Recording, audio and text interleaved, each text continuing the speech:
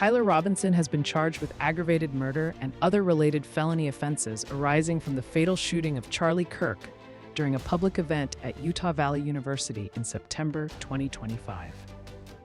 Robinson has entered a plea of not guilty. This is a preliminary hearing. The court is not deciding whether the defendant is guilty or innocent.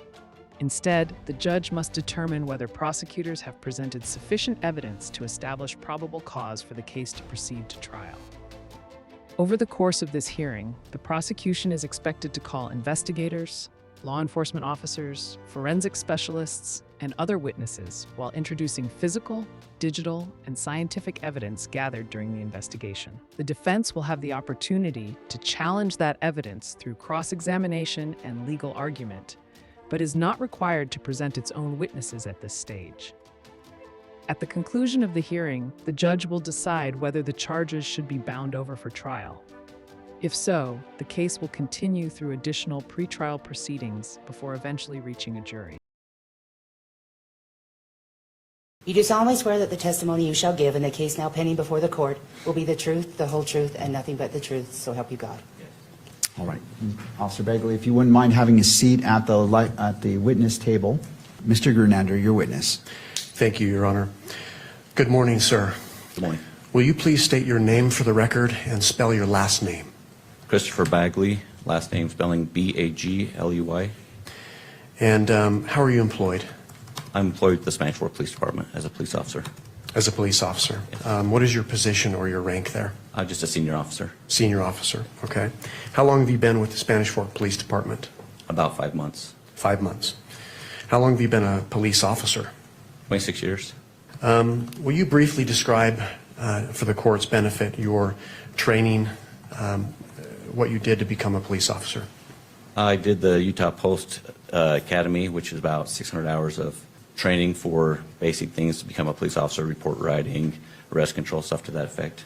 When you say Post Academy, is Post an acronym? It is. What does that stand for? Police Officer Standard Training. Okay. Were you certified through Post? I was. Okay. And what did that certification require?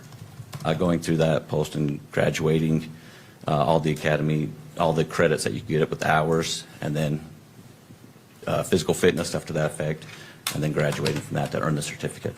Was there also testing involved? There was. At the academy? Yes. Okay. Were you employed in September of 2025? I was. And where were you employed then? Utah Valley Police Department. And how long did you work for the Utah Valley University Police Department? 5 years. 5 years, okay. And do you recall what your position or your rank was there? A senior officer there. Senior officer, okay. Describe, if you would, just your general duties as a police officer at Utah Valley University. There at Utah Valley University, we'd patrol the campus, we'd walk around, we'd patrol, we would do investigations if there was crimes to that effect. We'd make sure that students or staff, if they needed something, we'd be there for them. So basic police, kind of like a school resource officer, community-oriented policing. Okay. Was this a full-time position? It was. Okay. Did you work in law enforcement prior to UVU? I did. And where did you work? I worked at Utah County Sheriff's Office for 13 years. Before that, I worked with Springville City Police Department for 6 years, and also with the Salt Lake County Sheriff's Office for a year. What were your positions with those departments? Varies. I did K-9, I did SWAT, I did motors, senior officer, FTO officer, detectives. Okay. While you were at Utah Valley University, did you have access to the video surveillance system on campus? Yes, I did. And how so? It was at our desktop where our police station is. We have desks, and on our desktops we'd have access to it there. Or we'd go into dispatch and they'd have a wall full of camera systems that we could look at. How familiar did you become with that system? Very familiar. Can you describe how you became very familiar? Like I said, it was one of our daily routines that we'd go in there. If we were looking for somebody or tracking something back, we'd go in. We'd go back to that time frame. We could trace somebody to track somebody through campus. I'd also turn around and make some maps, so it was easier for dispatch or somebody to click on an area in the campuses where the buildings were and be able to click a little bit easier and get a faster response. So made some maps and stuff like that. And how often did you use this system? Every day. Okay. Did you become familiar with the campus at Utah Valley University Yes, when sir. you were working there? Yes. And explain how you became familiar with it. Like I said, we'd walk around. I would train other officers. We'd make sure that we knew all the ins and outs, the back doors. We'd make sure we knew where every classroom was, where every entrance and exit was. We'd secure the building. We patrol the neighborhoods. We patrol around campus. And then we also have off-site campuses that we drive to and make sure that they're secure also. Okay. You mentioned that you patrol the neighborhoods Yes. surrounding campus. Yes. What about the neighborhood to the north and east of campus? Yes. Okay. What was your purpose for patrolling those neighborhoods as an officer for UVU? One, it was right next to the UVU, so we patrolled it. Sometimes people would run up in that area or be walking up that way. We'd have stolen bikes, stuff like that. So we'd go into the areas, look for stuff. Also, with Orem Police Department, we'd go back up them quite a bit for other calls, and a lot of it would be in the area. Okay, so back up just a little bit. So Utah Valley University is located in what city? Orem, Utah. Orem, Utah. Okay. How familiar did you become with the buildings on campus Very familiar. and the walkways? Very familiar. You mentioned the entrances and exits to the buildings. Yes. What about parking structures? Yes. Same answer for that. Yes. Are you familiar with the courtyard or the outdoor amphitheater on campus? I am. And generally speaking, where is that located on campus? It's more of the central, it's an outdoor area centered by a bunch of buildings around it. So it's in the center of the campus pretty much. Okay, can you describe what it looks like, this courtyard, this amphitheater? It's kind of like an amphitheater look. So you got some grass and a couple of steps that go up. You got some cement on top with some bushes and flowers. You've got places where people can sit and eat. They come out and study and relax on the grass. And there's a waterfall with a little pond that comes down into a stream. So. Okay. Are you familiar with the surroundings, the buildings around the amphitheater? Yes, I am. Okay. In relationship to this amphitheater, this courtyard, where is the Hall of Flags located? It would be directly west of the courtyard. Okay. Is it part of the courtyard or is it just off of the courtyard? It's kind of the courtyard. It like butts up right against the courtyard, so it would be the west side of the courtyard. Okay, so to the west of the courtyard. Yes. Is there a walkway across the Hall of Flags? There is. Okay, There's an and inside what- one and an outside one. Okay, so what is the Hall of Flags then? The Hall of Flags is kind of like a bridge between two buildings that all the flags throughout the world are represented in there, with some chairs where people sit down and relax, with windows so you can see through all the way to the Utah Lake. Okay. What are those two buildings that are connected by this Hall of Flags? The Fugal Building over to like the Science Building area. Okay, so you mentioned the Fugal Building. Yes. Where is the Fugal Building located in relationship to this courtyard? It's to the south of the courtyard. Okay. Does it run up against the courtyard? It does. The building? Okay. What about the Woodbury Business Building? Where is that in relationship to the courtyard? That's kind of southeast, and it runs up right against the courtyard also. Okay. And in relationship to the Fugal Building, where's that Sorensen?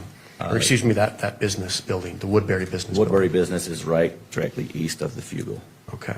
What about the Sorensen Center? Where is that located with respect to this courtyard? The Sorensen Center is going to be kind of like a northeast of the courtyard. Okay. Does it, again, run up against this courtyard? Yes, it does. Okay. And where is it in relationship to the business building? The Woodbury Business Building is just directly south of the Sorensen. Directly south. Okay. The Losi Center, are you familiar with that building? I am. And where is it located on campus? Directly east of the courtyard amphitheater area. Okay. Does it run up to the courtyard, the Losi Center? No, not really. Okay, It doesn't so- run right up against it. So the Sorensen Building is kind of like right between those two. Okay. In relationship to the Sorensen building, what direction is the Losi building?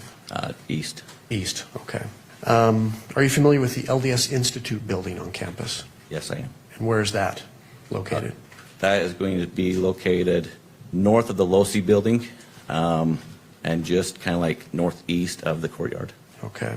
And is there a parking structure next to this Institute building? Yeah, there is. And where is that? That is going to be, so you mentioned the Institute Building. It's going to be north of the Losi Center. There is a parking structure that has several levels of parking.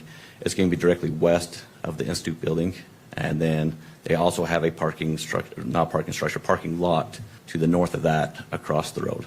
Okay. With respect to the parking structure, Okay. can you describe for the court how one would enter this parking structure, driving and even walking?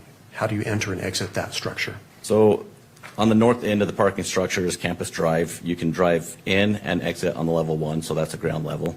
That's where you'd enter if you're driving in or exiting back out on campus. Then it goes up to level 2, and on level 2, exit is what's called Heat Plant Road. In between the Institute building and the garage is a little road, and there's an exit right there that you can drive out.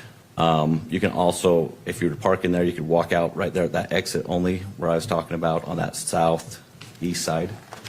You can walk out there, or on the north end of that garage, there are some stairs that go up all the levels, and it goes down to the bottom level and across the street through a tunnel to the LDS Institute building. And then when you pop up on level 2, you can walk over to the Institute building. Okay.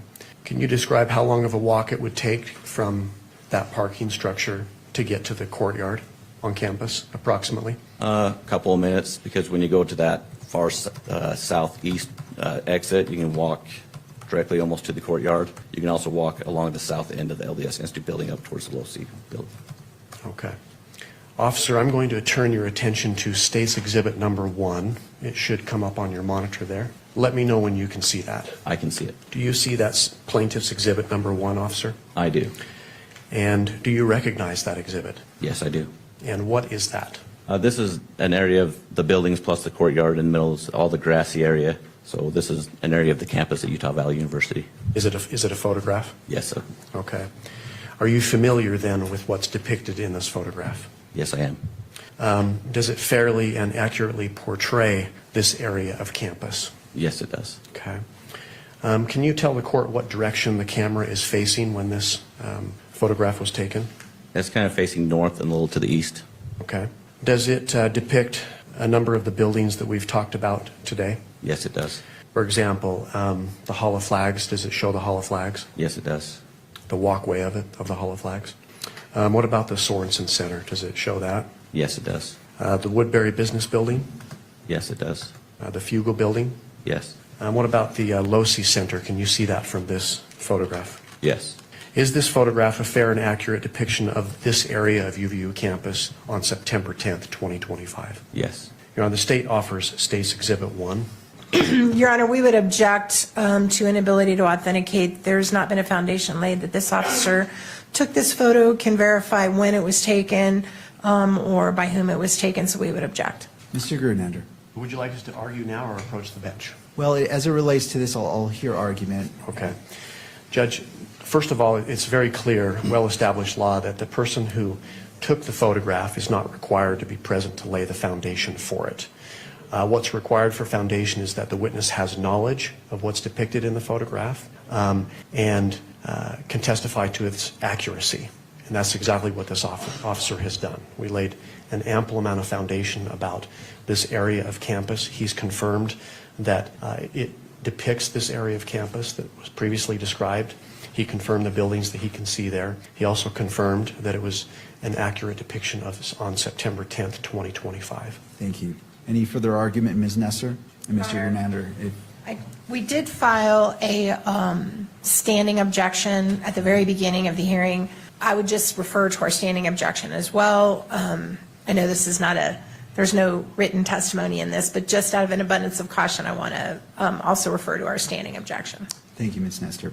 All right, having considered the arguments, I find I'm going to overrule the objection and admit Exhibit 1. This witness has firsthand knowledge of the location as well as the building locations. That foundation has been laid. He also stated it was a fair and accurate representation of what's being depicted here, and for those reasons, the defense objection is overruled. State's Exhibit 1 is admitted into evidence and may be published to the courtroom. Okay. So the state would move to publish that to the courtroom. It is so granted. Officer Bagley, are you able to see the monitor that's here in the court that's pointed towards the gallery? Yes. From where you're seated, are you comfortable in describing where the courtyard is on that photograph, on that exhibit? Yes. And for the record, where is that located? So all the grass that looks like a triangle, the amphitheater look, that is going to be the courtyard amphitheater area. It's got the tent in it, the white tent that's at the bottom on the far left of the picture. That would be the courtyard area. It's surrounded by buildings, more of the grass area. I'm going to approach the photo. Well, I'm just going to.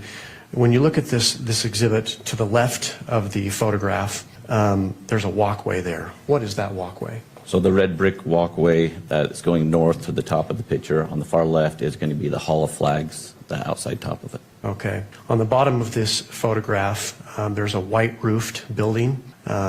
It's the largest building, at least as far as what's depicted on this exhibit. Yes. What building is that? That would be the Fugal building.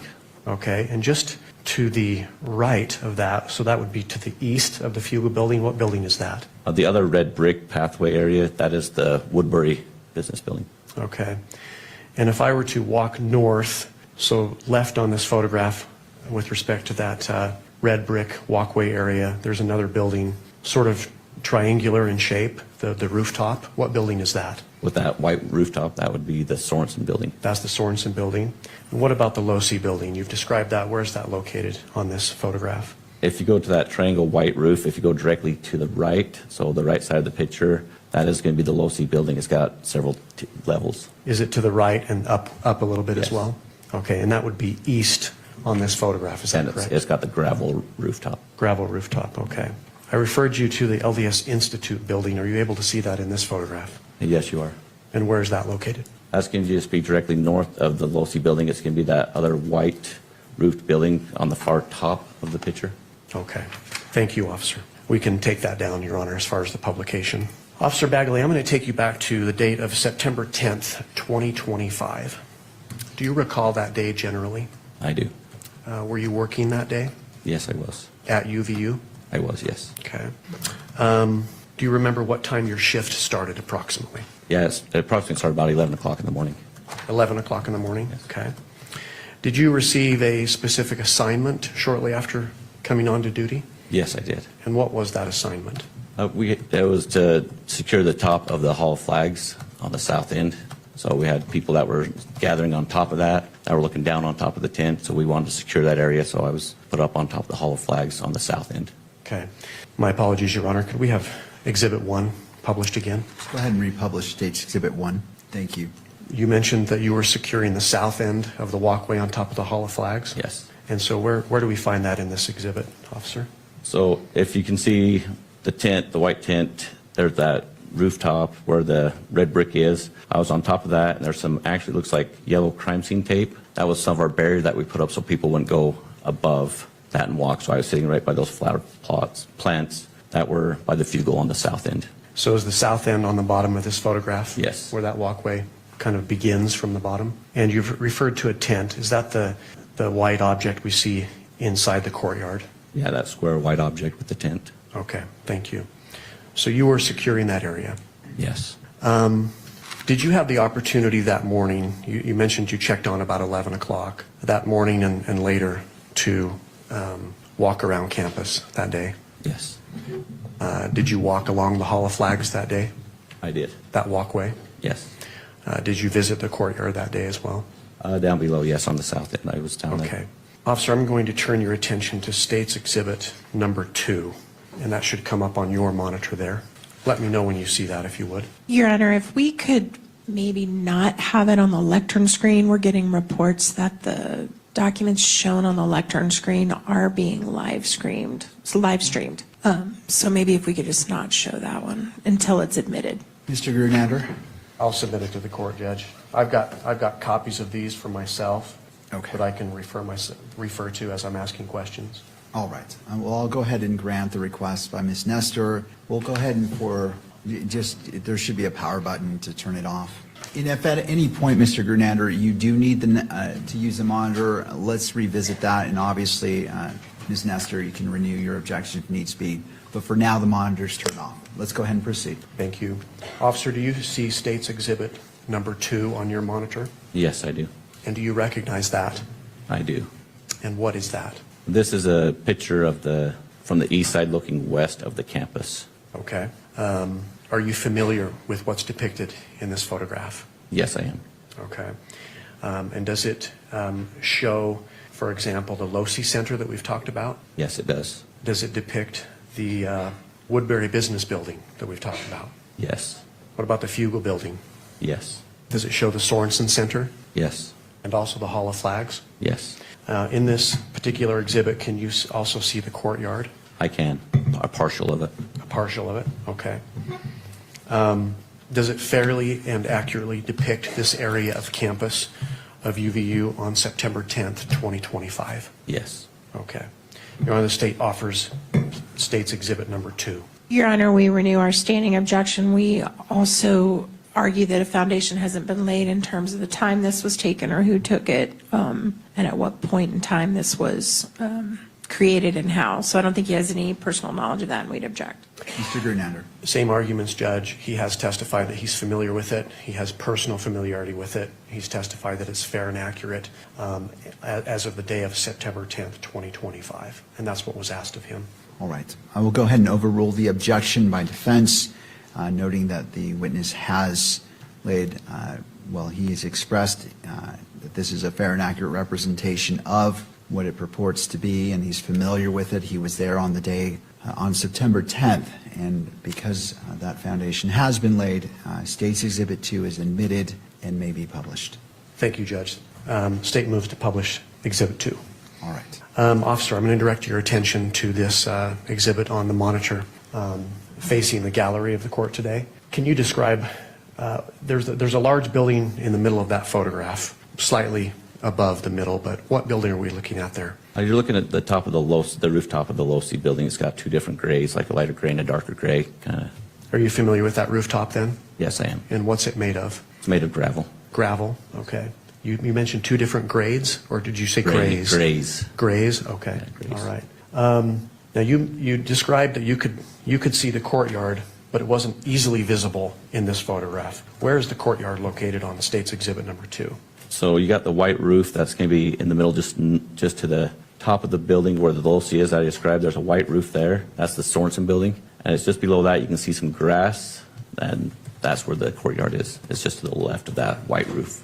Your Honor, I'm going to ask if the witness could actually come down from the stand and point out where the courtyard is located in this exhibit for the court's benefit. All right. Do we have a second microphone so it picks up his voice? Okay, Ms. Nestor, thank you for allowing us. Officer, you may step down, approach the monitor, and I would ask that you speak into the microphone when responding to a question. Okay, can you hear me? I can. Thank you.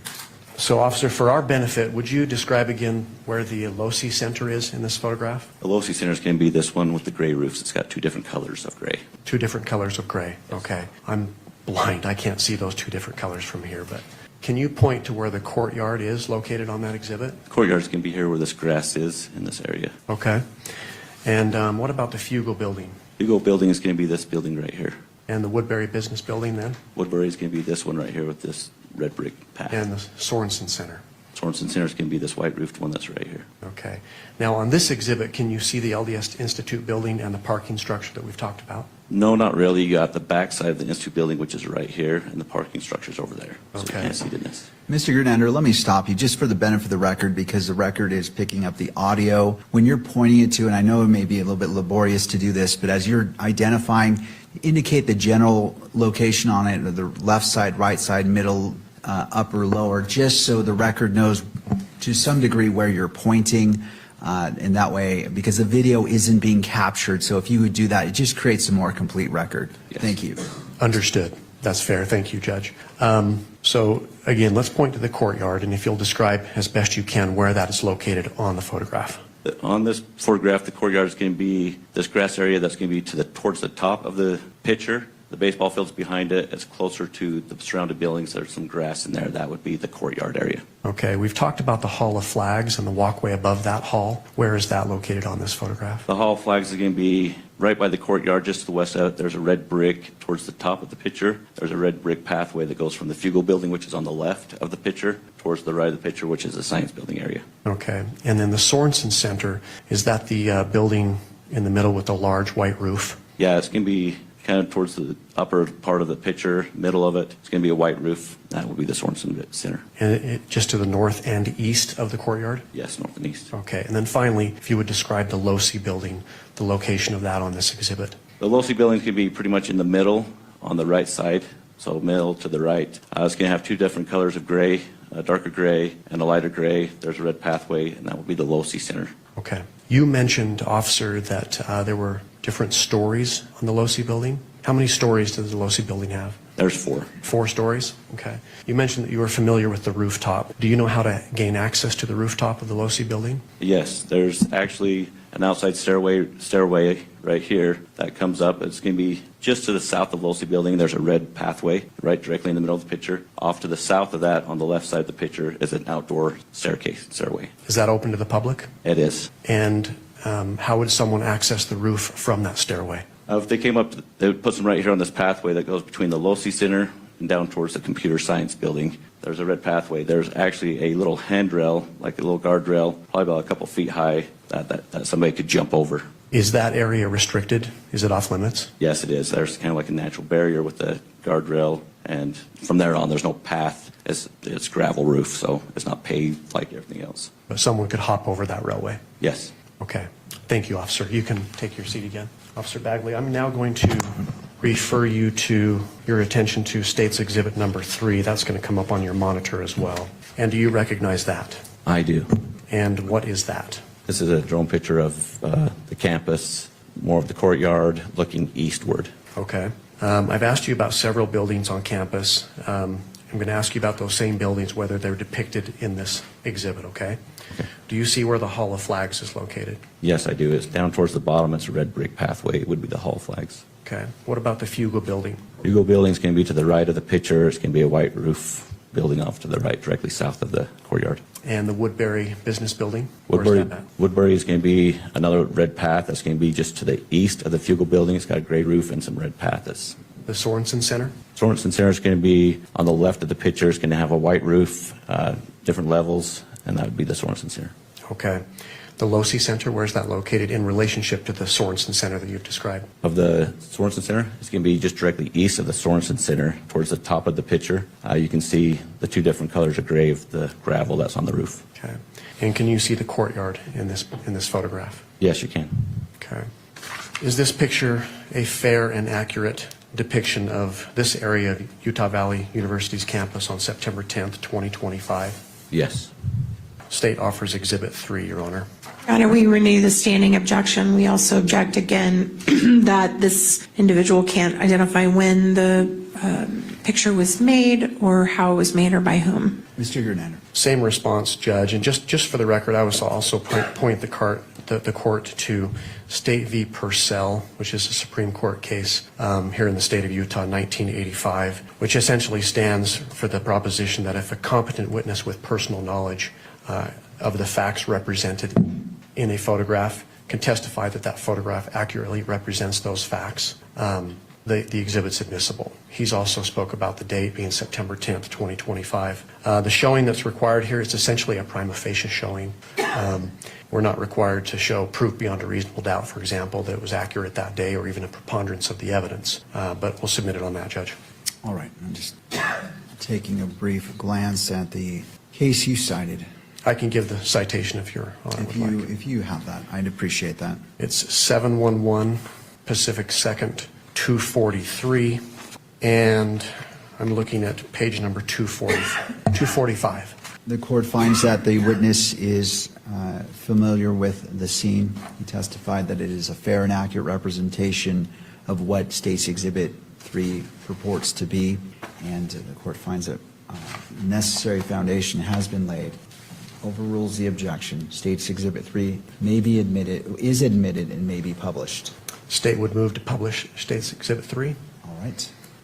Officer, if you would come down into the well of the court, I'm going to ask you a few questions about this Exhibit 3 as well. Okay. Can you point out where the Hall of Flags is located and describe that for the record? The Hall of Flags is going to be down here on the bottom of the picture. It's going to have a red brick pathway with some flowers along the top of it. You mentioned that you were securing an area of that Yes. that hall, that walkway. Where were you stationed? I was down here by the end of the flower pots, which is down here on the south side towards the Fugal building on the far right of the picture. Okay. In relationship to where you were stationed, where is the Fuga building then? The Fugal building is just to the right of me, so it would be on the south end of me. Okay. And so it's on the right side of the photograph there? Far right side of the photograph, yes. What about the business building? The business building is just going to be in the middle of the picture on the far right. It's going to have some red brick pathways. It's going to be multi-level, and that would be the Woodbury building. Okay.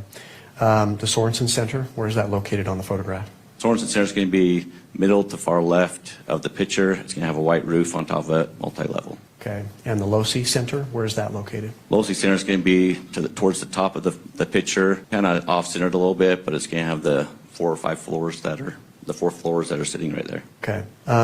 Can you describe those stories, what we're looking at? Where do you find 1, 2, 3, 4, and possibly 5? So this is ground level where the courtyard is. So this, as you go over in towards the Losi building inside, there's an elevator that would be ground 1, level 1. Okay. Level 2 would be the second one where these red ATVs are sitting on the grass right there in the middle of the picture. If you go up from that, that would be the 3rd level, and your 4th level, which is the actual top level of the building, is that very top one with the windows that you can see. Okay. Is there an atrium on the top of that? There is an atrium. It's got a little sphere on the top of it. It looks like a little square right on top of the Losi building. That would be an atrium. Now, you mentioned 2 shades of gray on the rooftop of the Losi building. Yes, Can you see that on this exhibit? I can. So where the atrium is a lighter gray gravel, and on the west side, because I'm looking east, on the west side, there's 2 ventilations for the Losi building, 2 vents on top, and that is in the darker gray gravel. You mentioned you're familiar with the rooftop of the Losi Center, correct? Yes. When someone is standing on the Losi Center, can they see down into the courtyard? Yes, they can. And where is the courtyard located from It's the going to rooftop? be in the center of the picture with the grass and the atrium-style steps. Would that be west of the Losi Center then? Yes, it would be directly west of the Losi Center. Okay. Now, in a couple of the other exhibits, we saw a tent that was down, set up in the courtyard. Can you see that tent set up in the courtyard in this photograph? You cannot in this picture. You can't. It would be where I explained where the hall flags is. It's directly underneath the hall flags, like just on the grass right there. Okay. Is there a clear line of sight between the tent and the top of the Losi Center, the rooftop? Yes, there is. Okay. Is some of it obstructed? Yes. Obstructed by what? The Sorensen building that's right here, on this white roof that's going to be, this kind of obstructs a little bit of the view of the courtyard. So where would you have to be standing or perhaps lying down on the Losi Center to see into the courtyard where that tent was? On the far south side of the Losi building, you could have a line of sight towards the courtyard. And that's the top roof? The top roof, yes. With the darker shade of gray that Yes. you see? Okay. Thank you, officer. I am going to refer the witness now to State's Exhibit number 35. And Officer Bagley, when you see that, go ahead and let me know. Do you recognize what that is, officer? I don't have it yet. Oh, okay. So we don't have this in electronic form. We do. Okay. Well, I'll refer you to the exhibit that's to your left and behind you. Do you see that? I do. And it's marked as State's Exhibit 35 with a yellow sticker. Is that correct? Yes, I can see that on the top left of the photo. Well, for the record, if we can publish that on the witness's screen. Thank you, Mr. Gerdnander. I was just going to mention that we shouldn't display it until it's been admitted in, so. Do you see State's Exhibit 35 in your monitor? Yes, I do. Okay. Do you recognize that? Yes, I do. And what is that? This is an aerial view of the campus and the northeast area, just north of the campus neighborhoods of Utah Valley University in Orem. Okay. And how can you personally tell that this is a photograph of the campus and the neighborhood to the northeast of campus? I can tell because I recognize all the buildings, the roads that are around it, the streets, the roundabouts, the neighborhood to the north or towards the top of the building or picture also. Now, I've asked you about several buildings and landmarks on campus. Are you able to see the courtyard on this exhibit? Yes, you are. And just for the record, can you describe where this is located on the exhibit? So right in the center towards the bottom, there's a white triangle roof that's white. That would be the Sorensen building. It's the patch of grass that's just directly south of towards the bottom of that on the picture. So it's kind of centered, but more towards the bottom, right in the middle. On this exhibit, are you able to see the Fugal building? Yes, I am. And in relationship to this courtyard, where is that located? That's going to be south of the courtyard with the white roof. What about the Woodbury Business Building? Woodbury Business Building is going to be to the east, and it's going to have a red brick path top. Okay. Can you see the Hall of Flags on this? Yes, you can. And where is that located in relationship to the courtyard again? It's directly west of the courtyard. And the Losi Center. Can you see the Losi Center? Yes, you can see the Losi Where's Center. that at? It's going to be kind of northeast of the courtyard. The two patches of gray that's almost in the center of the picture, just to the slight right of the center. Okay. I've asked you previously about the LDS Institute building. Can you see that on this exhibit? Yes, you can. And where is that located in relationship to the Losi Center? It's directly north of the Losi Center. It's got a white roof, and it's almost directly in the center of the photo. Okay. And as we've talked about a parking structure that's nearby the Institute building, do you see that? Yes, it's just to the west or left side of the picture of the Institute building. Is this a fair and accurate depiction of Utah Valley University's campus and the surrounding neighborhood to the north and east on September 10th, 2025? Yes. State offers State's Exhibit 35. Your Honor, renew the standing objection and object on the grounds that there's no indication on this photograph of when it was taken in terms of relation to the actual incident at issue here. Thank you, Ms. Nestor. Mr. Granado. Same response, Judge, but I would just add one more case for the court's benefit. This is State v. Wager, or Wager, W-A-G-E-R. This is a Utah Court of Appeals case from 2016.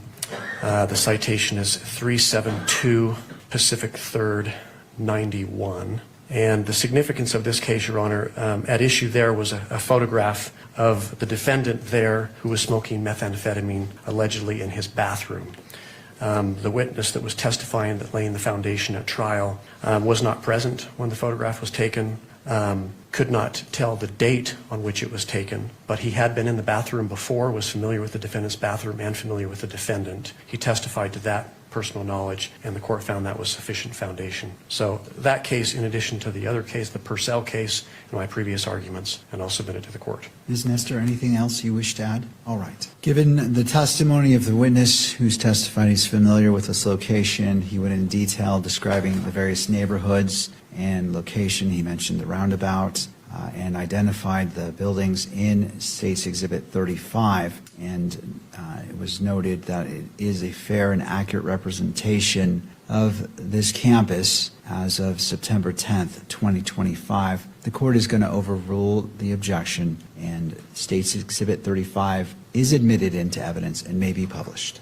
Thank you, Judge. The state moves to publish it, and if granted, may I approach the exhibit? You may. Officer, I've asked you about a number of the buildings located on campus. I'm just going to ask you a couple of questions about those and to help orient the court to what the judge is looking at, and then ask you about some of the streets in the neighborhood, okay? Okay. For the court's benefit, can you point out where the LDS Institute building is? Yes, I can. And I'm going to approach the witness again if you could describe where it's at on that Exhibit 35. Okay. So you want the LDS Institute building? Is what you're Yes, asking? please. That is this white roof right here is the Institute building. Is that in basically the center of the exhibit? It's almost exactly in the center of the exhibit. Okay, and where is the Losi Center located on that? If you were to go down towards the bottom of the photo, there's two different grades of gravel on this roof. This would be the Losi building right here, So below the Institute building and to the right slightly. slightly to the right. Can you point out for the court's benefit where the courtyard is? The courtyard is going to be to the west or left side of the picture. There's some grass in between two buildings that have a white roofs. There would be a grass area right there with some steps. That is going to be the courtyard area, and that's going to be down towards the center bottom. So that's to the left and down. Okay. You mentioned the parking structure. Where's the parking structure next to the Institute building? There's two Institute buildings right here in the center with the white roof. The parking structure is going to be just to the left of the Institute or west side. There's a road in between it called the Heat Plant Road, which is the road that goes between those two. And can you point out for the court's benefit how one would enter that or exit that parking structure by way of vehicle or walking? By entering, you can enter and exit right here on the north side of the parking structure. There's an entrance and exit right here. That's For a into vehicle? level 1 For a vehicle? for vehicles. And I guess someone could walk in there as well. Yes, if they were to park into this LDS Institute parking lot over here on the north side of that, there's a tunnel that goes underneath the road that still comes out into the parking structure itself. And then they can exit out here on the second level onto Heat Plant Road, which is that road between the LDS Institute building and the parking structure is the Heat Plant. They can exit there and go back towards Campus Drive. So you could walk out either up here on the northeast side of the parking structure and cross over to the LDS Institute, or you can come out here to the southeast side and you can exit there and walk down to the courtyard or behind the LDS Institute building towards the Losi Center. Okay, thank you. You mentioned Campus Drive. Where's Campus Drive located on that? Campus Drive starts right up here towards the top left of the picture. It's almost like a T, and it's the curved road that comes all the way down in front of the Institute building and the parking structure, and it goes all the way around campus, comes back down to the bottom of the picture where the roundabout is, and that would be Campus Drive. Okay. Are you familiar with where 800 South is in Orem? Yes. Is that depicted on this exhibit? It is. Where's that at? It's at the top of this photo. It's going to be the long straight road. That's right here at the top of the photo. Okay. What about 850 South? Are you familiar with that street? I am. 850 South is going to be towards the right of the photo, top right of it. There's going to be a street that goes east to west. It looks like a horseshoe, kind of. It's going to be the road that goes east to west. In the middle of that horseshoe would be 850. Okay, so 850 is parallel to 800 South. Yes. And just below on this photograph. Yes, Okay. Are you familiar with 600 West? I am. And where's that street in relationship to 850 South? That would be on the far right side of the horseshoe, so towards the right side of the picture, and it's going to be the right side of that horseshoe, And that runs north and south? north and south. Okay. What about 720 West? Are you familiar with that street? Yes, I am. And where's that at? That's going to be to the left side of the horseshoe. That runs north and south, and it comes down towards the bottom. Okay. And finally, 925 South. 925 Is that south. depicted? It's going to be on the bottom of the horseshoe that connects those other two wests. Okay. So just in summary, will you describe the horseshoe and what streets make up that horseshoe? So the horseshoe comes up off of 800 South, and directly south of that, you'll have 850 South, which is going to be running east to west. On the left side is 725 West of the horseshoe, and it comes down into 925 South, which wraps back around to 600 West on the far right side of the horseshoe, on the right side of the picture. Okay. Thank you, officer. You can be seated. Okay. I'm going to take you back to September 10th, 2025. You mentioned you were on campus. You had a particular assignment. Mr. Gernando, I'm sorry. We're just going to pull down the exhibits. Okay. Thank you. You may continue. Would you like me to take this exhibit down, Judge? Are you referring to it in your line of questioning right now? Not right now, I'm not. Okay, let's go ahead and take it down. So you were, you were securing the Hall of Flags walkway, correct? Yes. On the south end. Yes. What was happening that morning, that day at campus at UVU? I came in to do a shift for a special event where we had a guest speaker come in and was going to talk to the students and people around the neighborhood. Do you know who the guest speaker was? I do. And who was that? It was Charlie Kirk. Did you see Mr. Kirk that day? I did. When did you first see him? When he arrived on campus, just behind the west side of the Hall of Flags, I saw him pull up. And can someone access the courtyard through that area? Yes, they can. How so? Where he pulled up underneath the Hall of Flags is a opening to where you could drive a car underneath.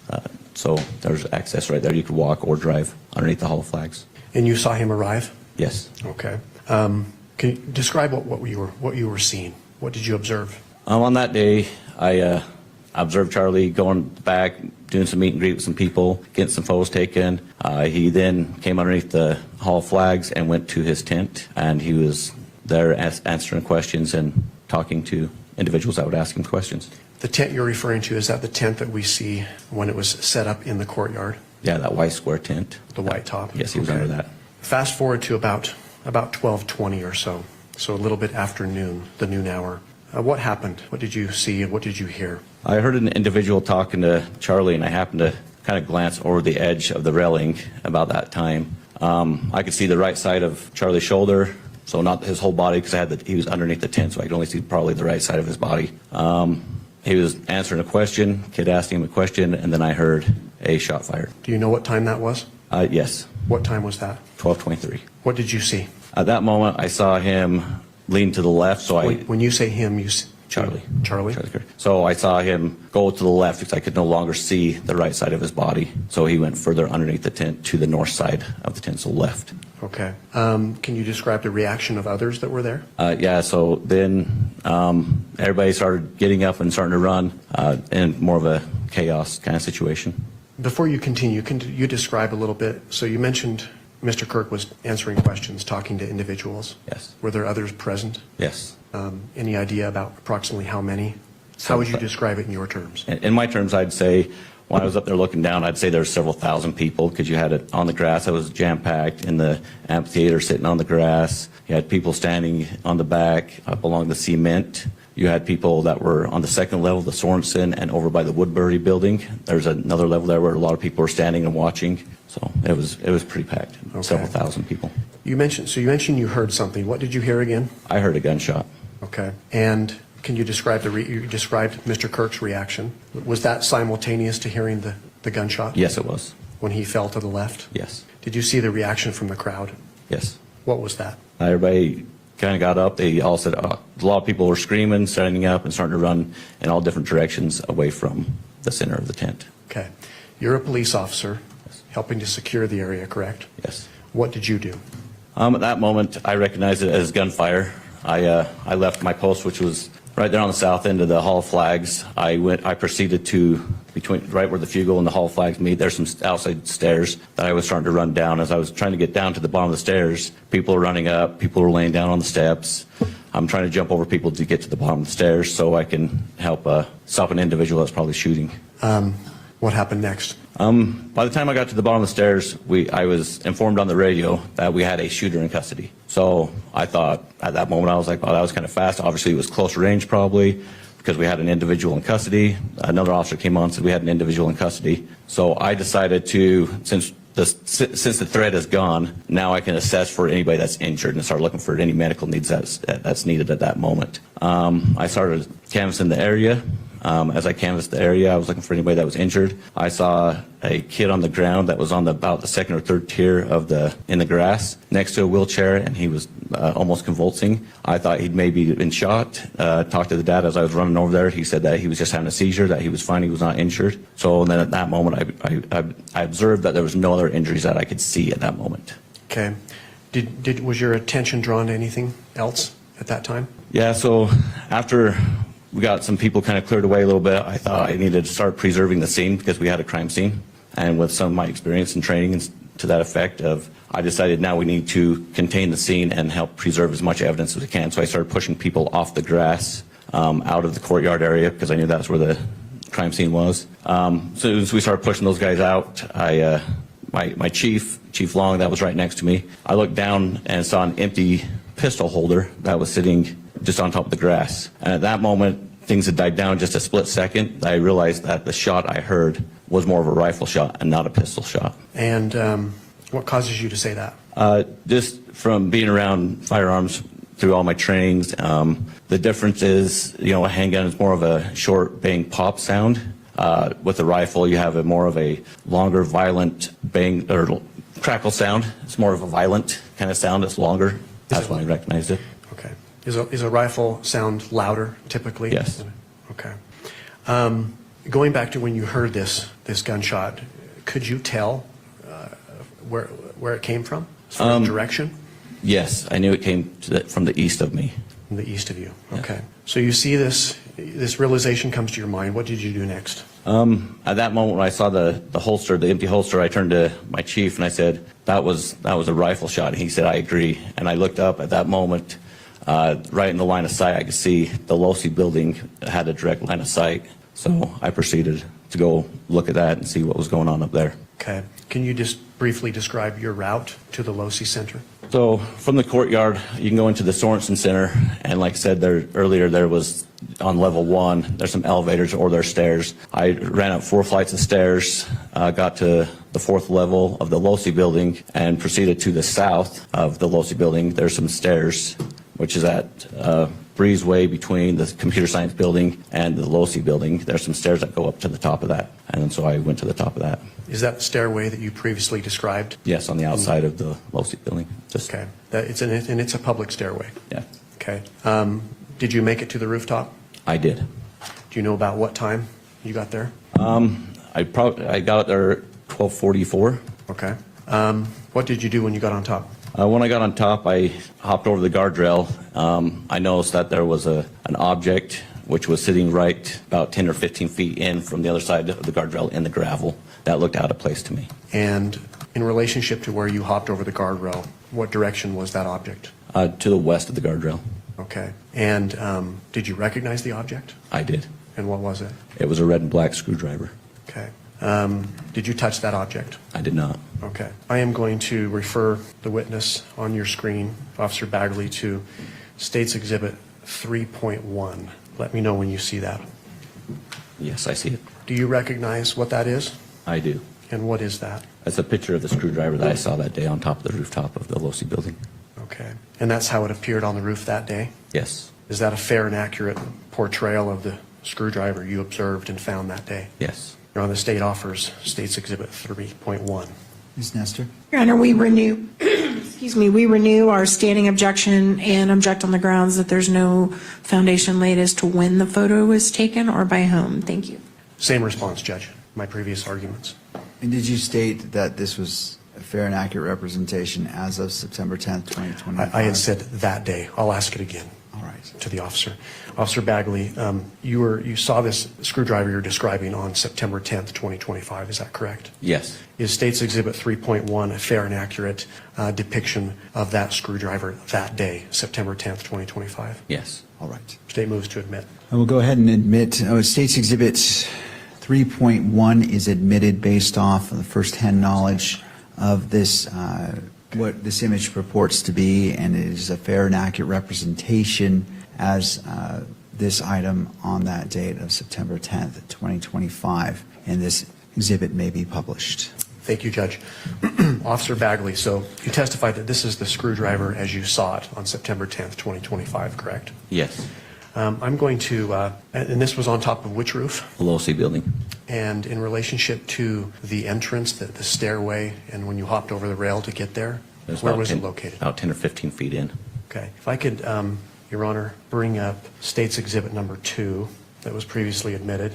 All right. I would like to have Officer Bagley come down from the witness stand and point on that exhibit approximately where this screwdriver was located and describe it for the record. All right, you may step down, and if you have a microphone for him as well. I think there was one up there. Oh, here we go. So if you can describe where you saw that screwdriver, point to that. Yeah, so this is the LoSI building right here with the light gray. Here's the guardrail in the center of the picture with the red brick. Just over that, about 10, 15 feet in, about right there. About right there. Okay.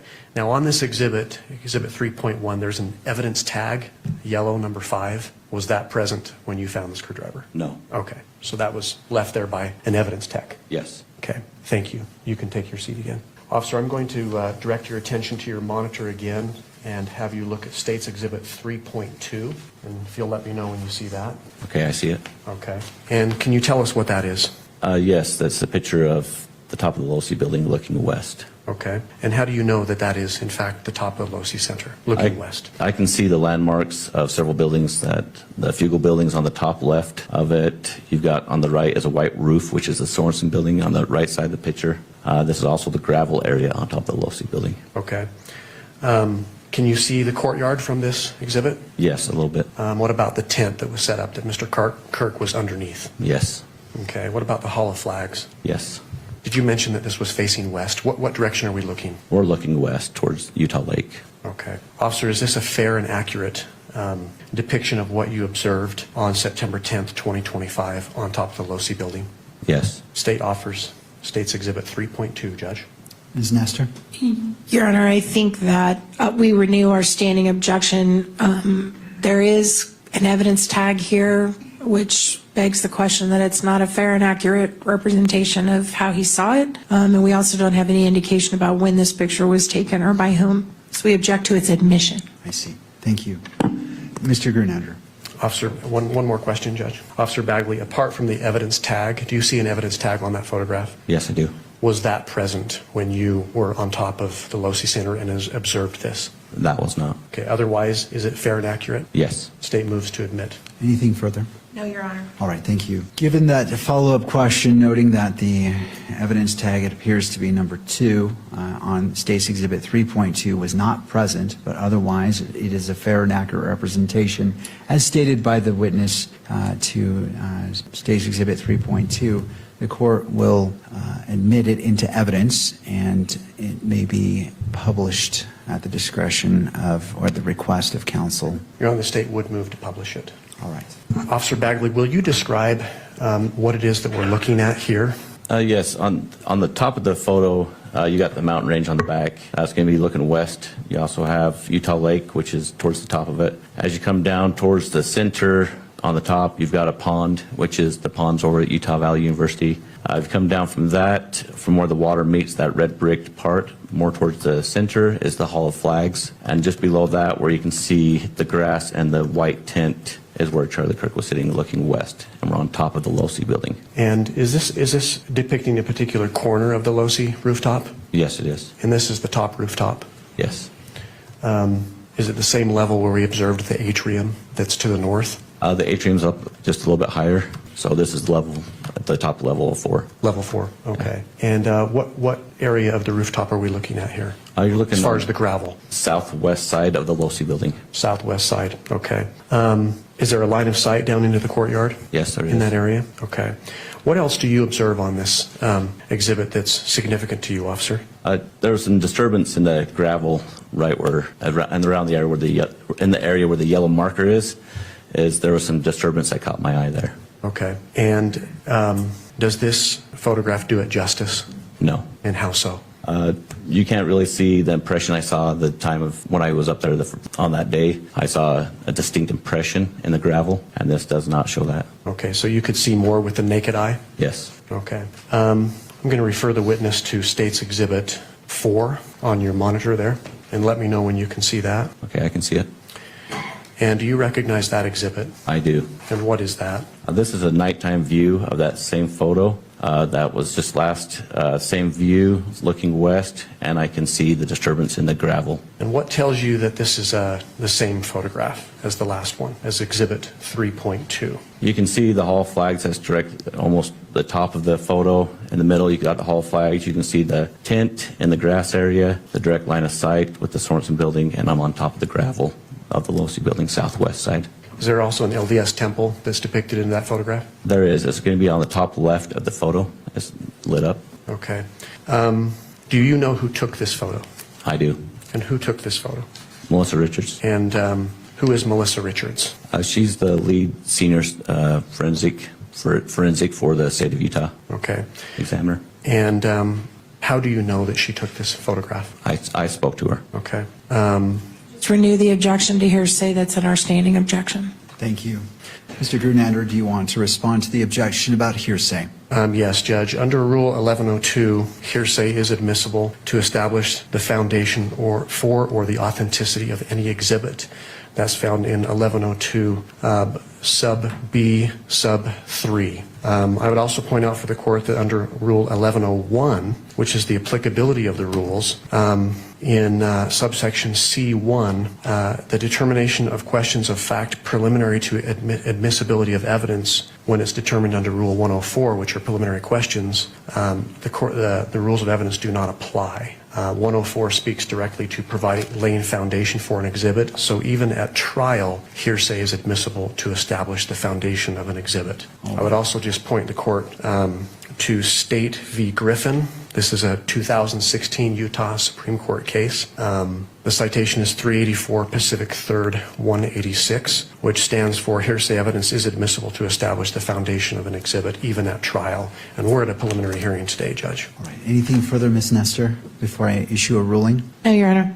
All right. We're going to overrule the objection to hearsay. I note the standing objection by defense. I also note Rule 1102, and I also look to Article 1, Section 12 of the Utah Constitution, which states nothing in this Constitution shall preclude the use of reliable hearsay evidence as defined by statute or rule in whole or in part at any preliminary examination to determine probable cause or at any pretrial proceeding with respect to release of defendant if appropriate discovery is allowed as defined by statute or rule. For those reasons, I'm going to overrule the objection, and as it relates to reliable hearsay, in this instance, you may proceed. Officer Bagley, did you ask Ms. Richards if this was a fair and accurate depiction of this scene on the Losi building on the night of September 10th, 2025? Yes. And what did she tell you? She said it was. Okay. Your Honor, the state offers State's Exhibit 4. Ms. Nestor? Just object to relying on what Ms. Richards told him in terms of creating the foundation and refer back to our standing objection. The state will submit it. All right. Well, as I look at State's Exhibit 4, and again, I'm just looking at it before me, it said it was a fair and accurate representation. There's a notation, I mean, in the previous exhibits, there's a marker, exhibit marker, and I see 2, but it also appears to be other artifacts on this image that I haven't heard any testimony about, and so... I will follow up, Judge. All right. Officer Bagley, do you see an evidence tag in that exhibit? Yes, I do, a number 2. A number 2, and that's yellow and black? Yes. Do you see other evidence markers that are red in color? Yes, they are, to me, they're orange, but they're triangular shape. Okay. Were those markers, the evidence tag 2, as well as the orange or red markers, present when you observed that scene that day? No. Okay. Were they present, however, when Ms. Richards took this photograph? Yes. And she indicated to you that that is a fair and accurate representation of what she observed that night? Yes. State would move to admit Exhibit 4, Judge. Ms. Nestor? Objections, Your Honor. Thank you, Ms. Nestor. I'm going to go ahead and overrule the objection, noting that the marker, evidence marker, as well as the red or orange markers, I can't tell which color it is, was not present originally. With those included information, State's Exhibit 4 is admitted into evidence and may be published. Thank you. The state would move to publish that. All right. And I would ask for the witness to come down to explain the exhibit. All right, officer, if you'd like to step down, use the microphone, and as previously noted, describe, when you're describing something on the image, where it is located on the image for the benefit of our recording. So, officer, will you describe for the court what it is that you're looking at? So what I'm looking at is I'm on top of the Losi building, which is where the gravel is on towards the bottom center. I'm looking west towards the tent, which is in the upper center, that you got a white tent. You can see the grass down there in the amphitheater. You got the Hall of Flags that's more towards the top center, and behind that you've got I-15. But what I'm looking at is in the disturbance of the gravel is what I saw that day. Okay, and what can you describe for the record that disturbance? To me, when I got up there and I could see this disturbance of gravel, to me it looks like a sniper pad, a person that has been laying in a prone position, and you've got markings of elbows, knees, and feet to where somebody was in the line of sight of where Charlie's tent was. Thank you. And if we could, again, take the, if we could publish State's Exhibit number 2. You recognize that, right, officer? Yes, I do. Where on the Losi rooftop did you observe this disturbance in the gravel? If you go to the Can you center of point the to that? picture, if you go to the center of the picture in the darker gray part of it, on the left side, so the south side of the Losi building, it would be right in the line of sight of the Charlie Kirk tent that's straight in front of it. Okay. So the southwest side of the roof. Thank you. You can take your seat.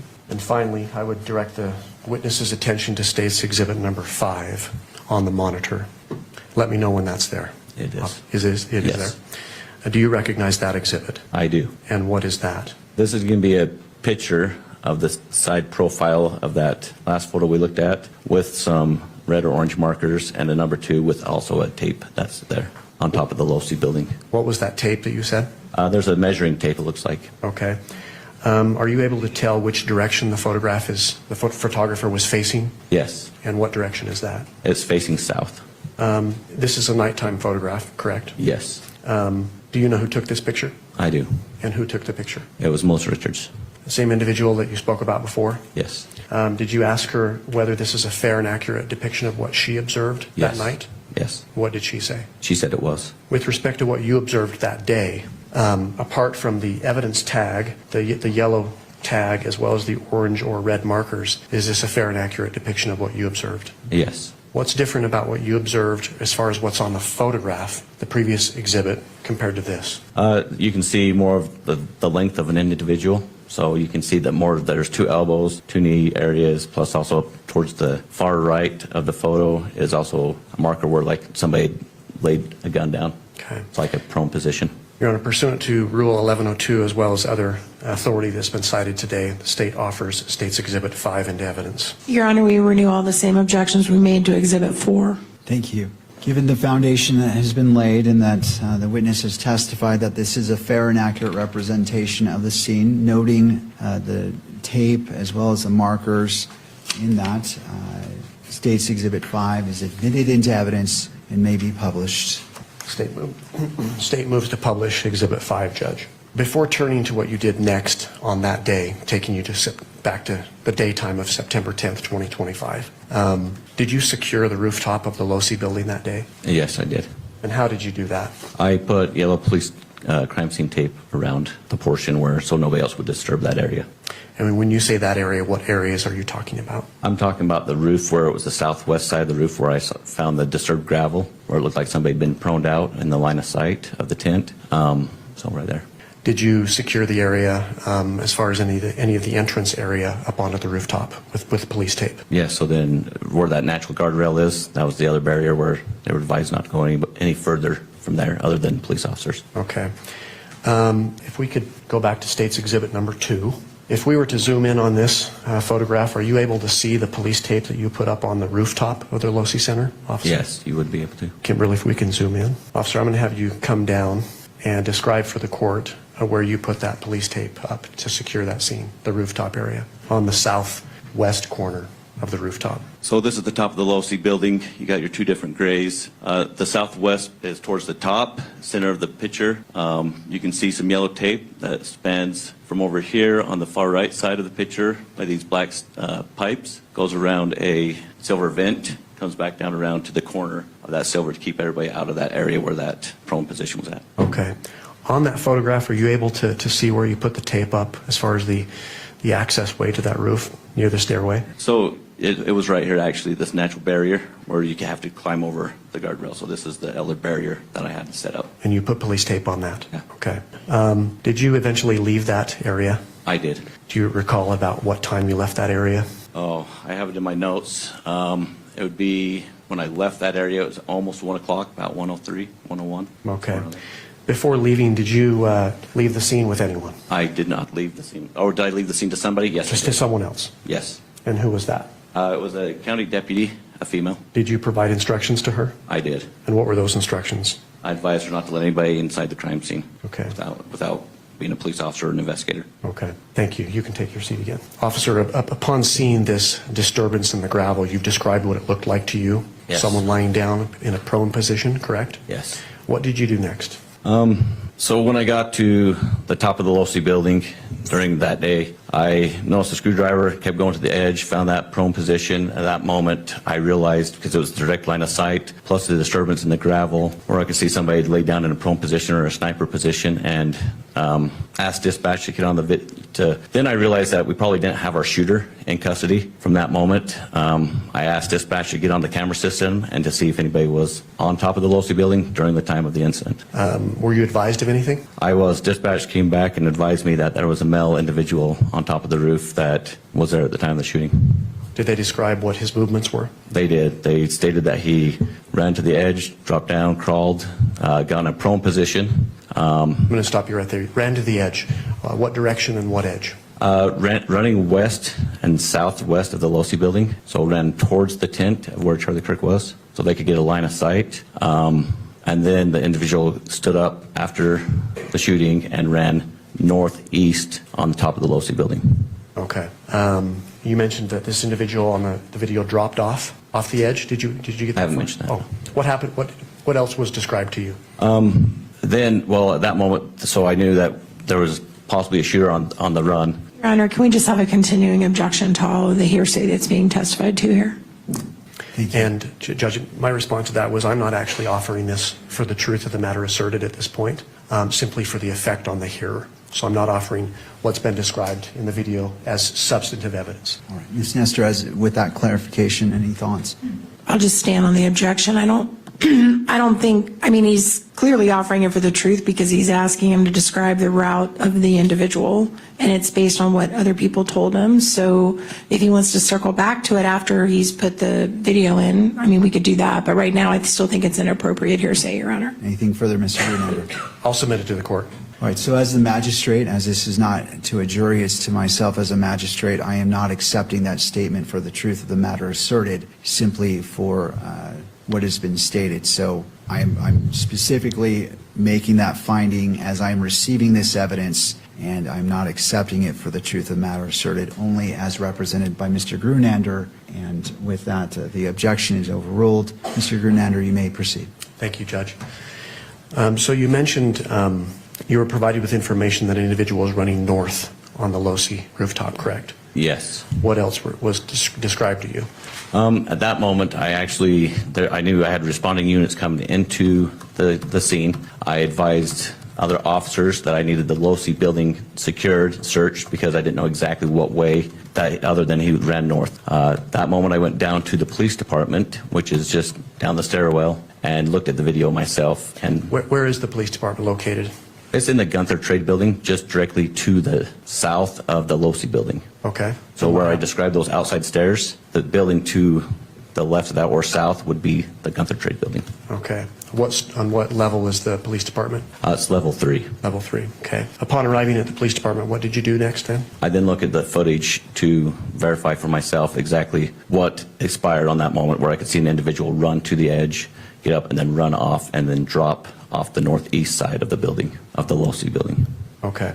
Having viewed that, what did you do next? At that moment, I realized I had more crimes, a bigger crime scene that I needed to contain and preserve for evidence. At that moment, I went and grabbed some more crime scene tape, and I responded to the northeast side of the building and secured an area where I saw impressions of the shoe print inside the grass, and also up above on that northeast side of the building, I could see on the cement where someone had scuffed there and then dropped down to the shoe imprint and then finished going northeast. Okay. If I can take the witness back to State's Exhibit 2. You mentioned seeing an individual drop down. Could you come down and point that area out to the court? Yes. Yeah, this is the Losi building again on the top right center of the photo. Southwest side is where the individual was laying down prone in the line of sight, came behind the aquarium or atrium, came behind that on the west side of it, came up to the north side of the Losi building on the east, on this white square piece on the far right of the picture. And then he dropped off on the east side of the Losi building into the grass down here below. So the northeast corner. Yes, northeast corner. You mentioned you observed something on the grass. I did. I saw a shoe imprint that was embedded pretty deep right there next to where he dropped off. And this is all footage that you personally observed Yes. on the surveillance video? Yes. Okay. When you got to the scene, describe in as best detail as you can what you saw on the grass then. So when I got to the scene, I could see that there was a shoe imprint there. When I looked up onto the cement from the roof, I could see some scratching or rub marks from the top of the roof. That was not there. So I could see that looked abnormal. I then decided to put crime scene tape around the whole area in case there was more evidence that needed to be preserved. On that exhibit number 2, do you see where you placed the crime scene tape? Yes, I do. And where is that? Can you describe that to the court? It's going to be on the far right in the center of the picture. You can see the yellow tape. I came around trees, came up further out of pictures, some more trees. I came down all the way down to the back side of the LDS Institute building where there's a sidewalk to block everybody out of coming up that way. Okay. Did you at one point leave the scene? I did. Did you release the scene to anyone? Yes, I did. And who was that? There was 2 Payson police officers that were standing there. Okay. Were they in uniform? They were. Did you provide them with any instructions? I advised them not to let anybody inside the crime scene other than law enforcement or investigators. Okay. You can take your seat again, Officer Bagley. You've talked about the disturbance in the gravel that was observed on the Losi building. Yes. Did you walk through that disturbance in the gravel? I did not. Did you otherwise touch it in any way? No. With respect to the shoe print that you observed on the grass on the northeast lawn area below the Losi building, did you walk through that? I did not. Did you otherwise disturb that? No. Officer Bagley, what did you do next? From that moment, I then released the scene. I went down to the Fugal building and knew that where the Incident Command Center was at, so I could relay information that I'd found to responding units and people in charge. If I can have just a moment, Judge. You may. State will pass the witness, Judge. All right. Ms. Nestor? Good afternoon, or morning still. Good morning. Officer Bagley, my name is Kathy Nestor. I'm one of the attorneys representing Mr. Robinson today, and I do have some questions for you. Okay. So you mentioned that you checked in around 11 a.m. on the day of the shooting. Is that right? Yes. Did you know in advance there was going to be this event on campus? I did. I signed up for an overtime shift, so yes. For you the special signed- event, I signed up for the overtime shift. Got it. And so, did you attend any type of debrief or briefing or meeting to prepare for the security of this event? I did not, because that morning when I got there, we had individuals on top of the Hall of Flags. So when I walked in, I just checked on, was going to get my uniform on. The Chief Long got a text or an email or phone call stating that there's people on top of the Hall of Flags throwing stuff down to the tent. Therefore, he sent the 2 officers that were on duty down to secure the area. I got dressed and then came back on, and then went to the Hall of Flags to secure that area. So you never attended any kind of, I'll just use the word debrief or meeting to talk about what the officers on scene were going to do that day to keep everybody safe? No, not that morning. Do you know if there was such a meeting? I don't know, because when I got there, it was starting to, people were throwing stuff down on the tent. And do you know how many UVU officers you guys employ normally? Employee, there was 15. And do you know how many were assigned to cover that event that day? That were assigned to cover it. There was 6 of us that were, there was patrol 1 and then 5 others that were there with the chief. Did you all have an idea there were going to be thousands and thousands of people there? Or was that a surprise to you? Had an idea. And you only had 5 officers? 6, yes. 6, I'm sorry, counting you, I was Yes. thinking. And of those 6 officers, are you all armed? Do you carry weapons? Yes. What type of weapons do you carry? Glock, pistols. And was there any use on campus of, I think they're called magnetometers, but the machines you walk through at TSA in the airport where it checks to see if you're carrying anything metal, what we all had to go through to get in the courtroom. Were there any machines like that set up or being used on campus that day? No. And as far as you know, were there any drones that were flying above campus that day? Not that I know of. And did anyone ever talk to you about covering anything near or on top of or in the Low-C building? Were you ever assigned that area before the shooting? No, Do you know who was? I don't. And when you got up to the roof that afternoon, was anybody around that was law enforcement? No. Nobody on the roof? No. Nobody on the stairway? Nope. Nobody on the walkway? Nope. Okay. And in the state of Utah, is a campus a gun-free zone? Are students allowed to have guns on campus? It's an open carry state, so yes. And did you see anybody that was armed that day other than law enforcement? I did not see. Were you aware of whether Mr. Kirk had his own security team present there with him? Yes. Did you communicate with any of those people? I saw one individual that was on top of the Hall of Flags right next to me, yes. Okay. And that was before the shooting? Yes, and then I saw several down in the crowds and down by him, yes. And were you aware of whether that person was armed either? I was aware he was armed. Okay. Was there any other law enforcement agency besides Mr. Kirk's private security team and your 6 officers, including you, that were covering that event that day? In other words, did you have any Provo police or Orem police or anyone that you knew of or federal agencies? I don't know. You never saw any that day? No, not until the response came in. And you did mention, I think I heard you just a few minutes ago testify, you turned over the scene on the roof to a woman who was a deputy sheriff, right? Yes. And that you turned over the scene where the individual dropped off to, I believe you said, was it Orem Police? Payson. Payson Police, thank you. Those people weren't there till after the shooting, right? They were part of just a response of everybody in the area? Correct. Okay. Did you receive any type of briefing materials, written materials prior to the event that talked about who would be covering what or anything like that? No, not that morning. Like I said, it started getting hectic, so we were trying to get down there to secure the area and push people away from the top of the tent. Now, when this event was over, you prepared a report, is that right? I did. And in the report, it covers a lot of what you testified to with Mr. Grunander, doesn't it? Yes. And I think you said you attended, 600 hours of post-training? It's around 600 hours, yes. And I'm sure somewhere in that training, you were taught the importance of your police report Yes. and how it will be relied on years later to recreate events like it's being done right now. And so you know it's really important to be as accurate as possible in your report. Yep. Can we put up Bagley 1? Can we switch it over to the defense table, please? Thank you so much. And show it only to the witness. Do you see that report in front of you? I do. And is that the report that you prepared, or did you prepare this report? I didn't. I did a supplement on it, but I didn't prepare the report. So, because the incident was a big agency assist, so obviously it says it has all the responding officers to that effect. Oh, we need to go to the page. Thank you for pointing that out. Can we please move to page 3 or 5, maybe? All right, now, let me ask the question again. Sorry, you just had the cover sheet up. Is that your report? Yes, this is. All right, and did you prepare that? I did. When did you prepare this report? It looks like it was done the next day, either that day or the next day, because I wanted to make sure that I had it done where everything was fresh on my mind. And do you have a copy of it in front of you? I do, as a matter of fact. May I just step in and just make sure that it's the same one? May I approach, Your Honor? You may. Hope you're good. We got to ask this now. Did you use AI to help you prepare your report? I did not. Okay, good. When you prepared your report, you referenced when you first heard the shot, don't you? Yes. And what is the time that you say that you heard the shot? 12:23. Right. And when you wrote that report, you did not state in your report the direction you heard that shot come from, did you? No, apparently not. And take your time and look at the whole report and see if there's anywhere in there where you ever mentioned that it came from the east or to your right. I don't see a direction. Okay.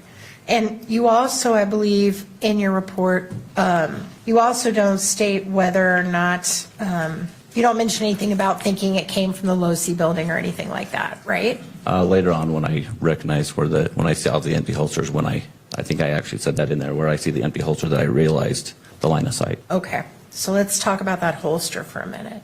So you heard the shot, and you only heard one shot, correct? Yes. And then you came down from the walkway above the tent, right? Yes. And you came down to really the grassy area that we've all been looking at, the courtyard. Yes. And there was kind of chaos, people running around. Yep. Yes. And while you were down there, you saw what you said was an empty holster. Yeah, as I was clearing people out and making sure that the evidence was preserved, about towards the top, after a little bit, I saw an empty holster sitting there. And when you say towards the top, can you be specific and tell us where you were?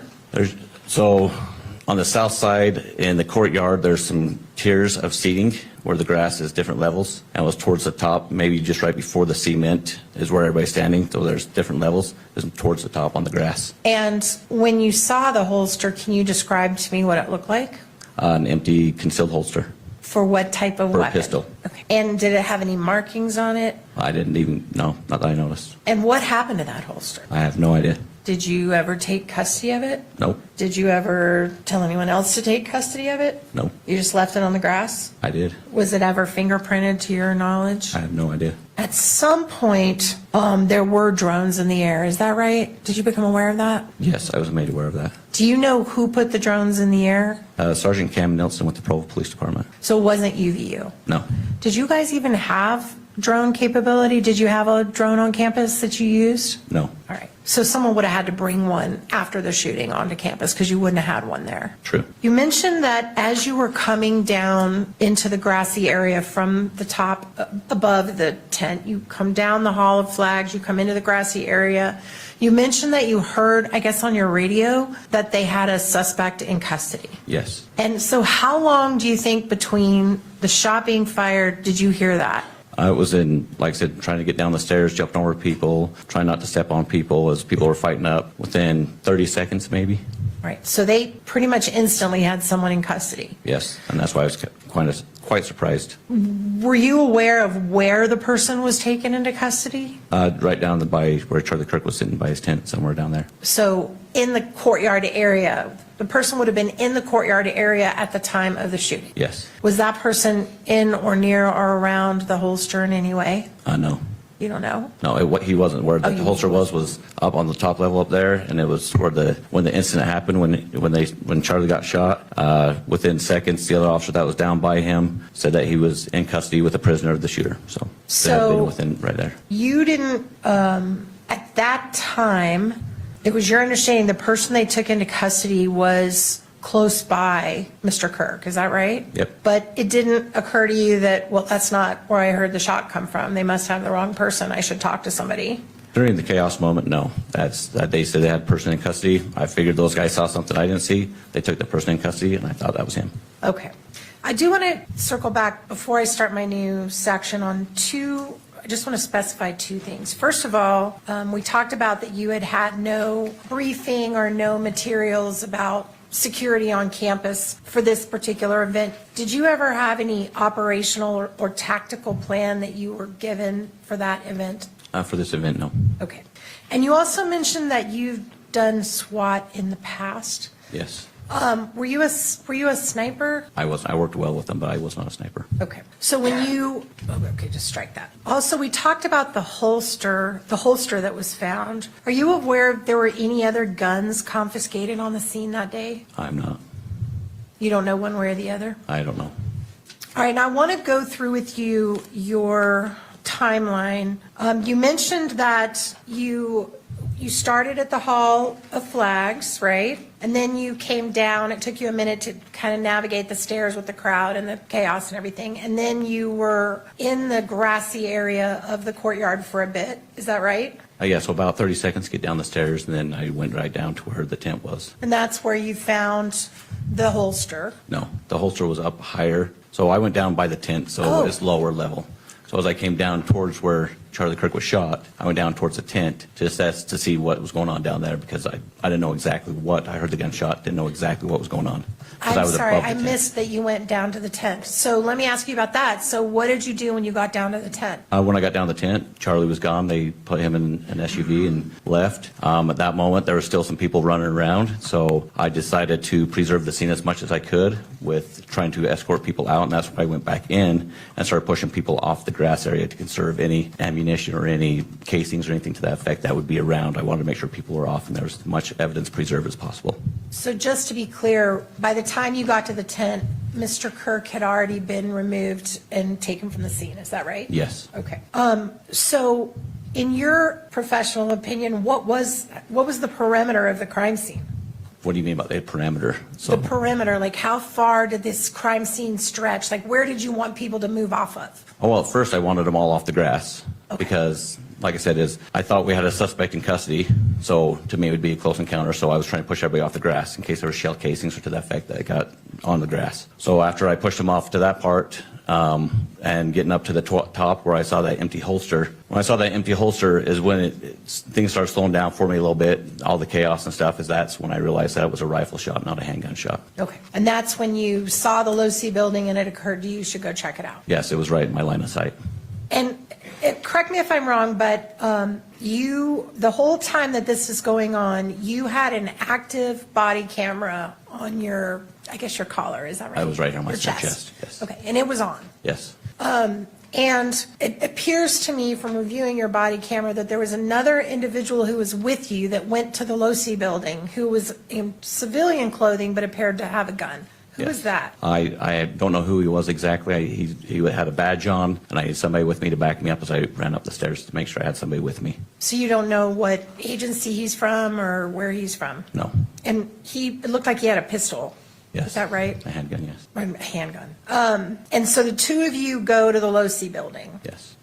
When you reviewed the videotape at the police department later, did you check to see if anyone had been on the Low-C building after the shooting, after this individual had jumped off that you've already talked about? Was there anybody else on the roof? Did you check and see in that gap of time? In that gap of time, no. So once I put up the barrier, I only walked up to about that point, and then I went down and reviewed the video from that moment on. So are you able to say for one way or the other if anyone else had been on that roof in between when the person jumped off the building and when you came on the roof? Are you able to say one way or the other? There was people up there looking for an individual that ran that way, because when I first got told the individual ran heading north, we didn't know where the shooter was, so we started climbing up and looking, clearing the building. And it wasn't until I went to the PD and actually saw him jump off of the building that I knew he was off the building.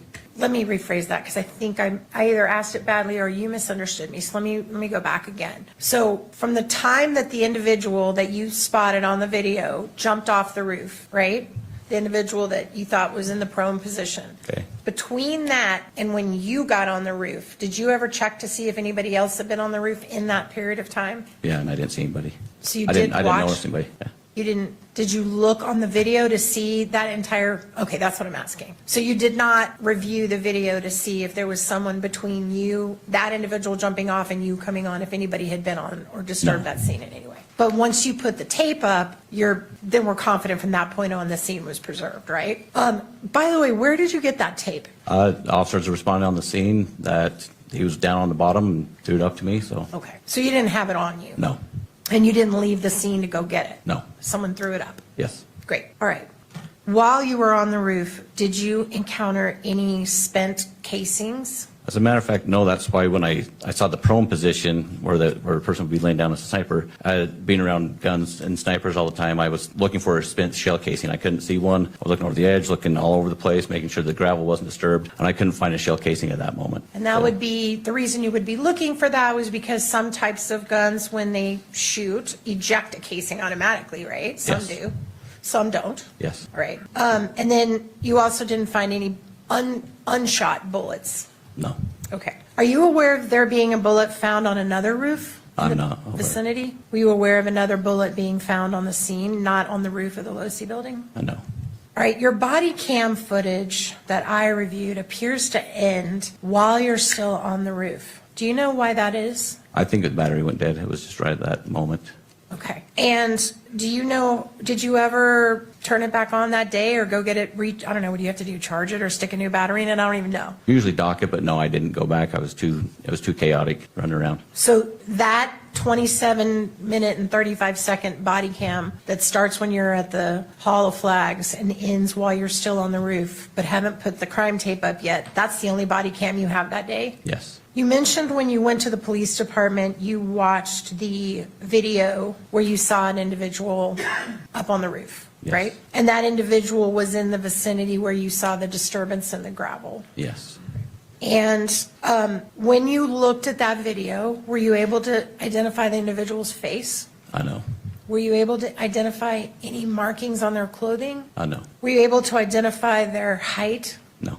When we looked at the picture of I think you called it the sniper perch, so I'm going to use your words, it looked like there was a measuring tape laid out next to it. Were you present when they measured like the distance, like how tall that person would have been? I was not. So you don't know what that is? I don't. Were you able to tell the person's weight from the video that you saw? I can tell he wasn't heavy set, so Okay. I'm more of a skinnier person. Could you identify what shoes they were wearing? I could not.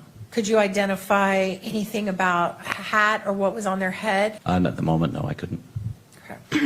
And did you see a gun in the video? I saw a long black object in the left hand as he was running across the roof. And in fact, did you describe that in your report as a bag? I don't know. I have no idea. I don't know why. All right, let's pull that report back up, please. Oh, never mind. I don't think you mentioned what you saw. So in your report, pull that back up, please, page 5 on the Bagley one. So looking at the second page, you're actually going to have to go to page 6, I think. You talk about what you saw on the video where they jumped off the roof. And again, I'm going to remind you of our conversation we had before about you understand how important these reports are. Yep. And do you mention anywhere in this report that you saw a gun? I did not. I just had an object. Did you mention that you saw that object? Is that on here? Nope. Okay, so you left that out. Now, have you looked at that over and over again? The video? No, Yeah. I've only seen it twice. Oh, really? Yep. When's the last time you saw it? It's been months. Okay. The last time you saw it, were you able to tell what that object was in his hand? Yes. Now- Well, not tell what it is. I could see there's an object in that left hand, yes. And knowing what you know about the case today, do you have an idea about what that object was? It looks like a rifle or something to that effect, a long object. It looks like a rifle? Like a long object, like skinny and long. You can see it's like almost like it's covered over something. So you saw the cover, which was the towel, right? Yes, and the shape of it is long. Okay. You know. So you can see a towel, but you can't see an actual I don't know if it gun. was a towel or a blanket. I don't know what it was. But you can't see an actual gun? in No, the video. like an object, like a form of a gun, like a long object. Okay. At the end of that day, what time did you leave the campus? It was probably like 9 o'clock that night, maybe, somewhere around there. And did you come back the next morning and work some more? I came back the next morning, yes. And you worked all day the next day? On and off. When you left at 9 p.m., did you or anyone else know who the shooter was on that day? I know. Not that I know of. And when you came back the next morning and worked that afternoon, all that day, did you or anybody on that campus know who the shooter was? Not that I know of. Okay. So nothing that you found that day or anyone else to your knowledge on campus was able to identify who the shooter was? That day, no. Right. Well, during the time I was there, no, that I knew of. I also want to talk to you about that giant picture that was showed to you. Do you know, Exhibit 35, I think? yes, it's Exhibit 35. Do you know who took that picture, where it came from? I do not. Do you know how old it is? I have no idea. Okay. And the pictures you were shown, Exhibits 1, 2, and 3, that you got up and kind of talked about and showed all the buildings and everything. Do you have any knowledge about where those pictures came from? Or who Yes, took they were them? drone footage, just taken from a drone. Do you know who was operating the drone? Like Sergeant Cam Nielsen from Provo Police Department. Provo Police Department. Had you seen those pictures before today? Before today, yes. When did you see them? A couple weeks ago. And that was just in preparation for testifying? Yes. Prior to that, had you ever seen those pictures? Can I have the court's indulgence for just a moment, Your Honor? You may, Ms. Just one Nestor. moment. One last thing I want to clarify. We heard you testify that Ms. Richards, or I don't know if she's Deputy Richards, She's a state employee for the forensic lab. so Ms. Richards. Melissa.